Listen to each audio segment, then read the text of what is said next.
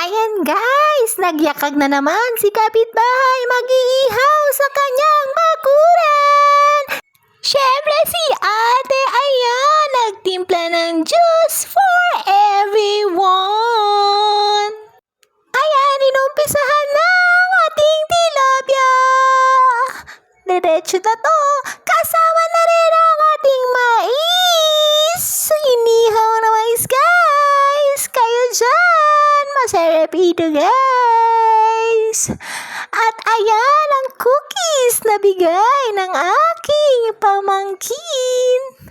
At ayan guys, pagkatapos kanina, eto naman yung karne, sinimula na rin guys. At habang sinisimulan yan guys, eto may nakikisali, si Malos, ang aso ni ate. O diba, nangungulit lang guys. At syempre, tuloy-tuloy lang ang pag-iihaw ng ating karne. Ang bango-bango niya guys. Syempre, hindi mawawala dyan ang ating kanin. Ang kanin na ating paborito sa ating pagkain. Ako ang nagluto niya.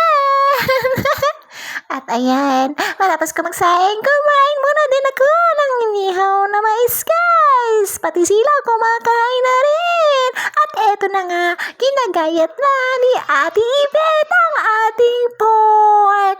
O diba ang sipag niyang maggayat?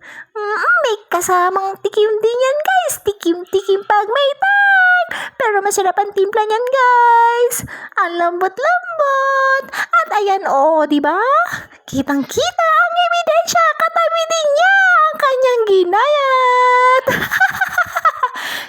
Eto naman si Daddy, diba? Sarap na sarap siya sa kanyang mangga. Nagbabalat siya guys kasi paborito niya yan. Ayan, sige, gayat Daddy. Tikman mo na rin yan mamaya. At eto na guys, kompleto na sila. Nasa hapag na. Kakain na ang inyong kapitbahay sa kanyang kapitbahay.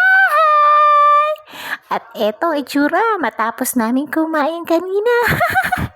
Muntik nang walang matira guys. Oo, ang sarap. Thank you for watching.